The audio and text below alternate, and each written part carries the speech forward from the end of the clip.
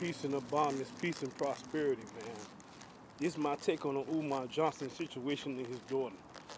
You know, it's a lot of pro-black leaders, all these people get up on a platform and acting like they can give the answers to life.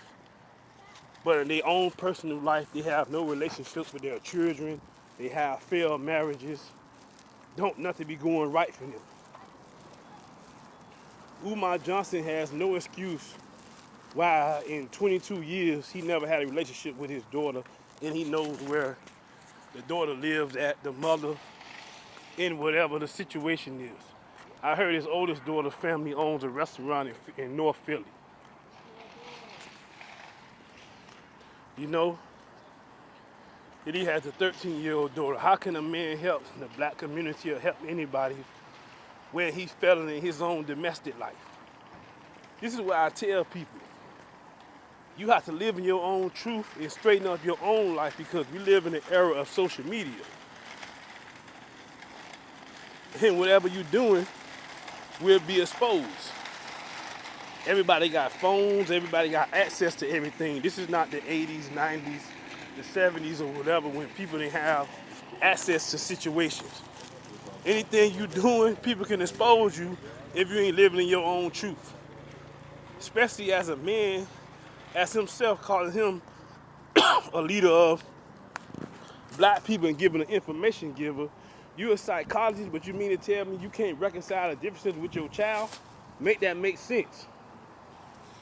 He has no logical defense of explaining himself other than him being a damn deadbeat. You know, I like the information that he gave, but doing to Richard events, it doesn't make any sense. He needs to be canceled. And it's just simple as that. I've been hearing about these allegations for years that he never been in his children's life. I mean, granted, we all go through stuff with his children. I ain't saying I always been the best father, because there's no such thing as the best father, but at least I have a rapport and a relationship with my children. At least I reach out to my children. At least my children contact me. I mean, my youngest son talk to me every other day or every day as he can. I mean, there's no excuse of not being a parent. It ain't about the money. Even if you don't got the money, you still know how to get a time and a love, because children remember how much time you spend with them, how much time you put in with them, than the dollar amount. Come on, brother. You got to do better. You saying you want to be for people, but you don't have no relationship with your own children.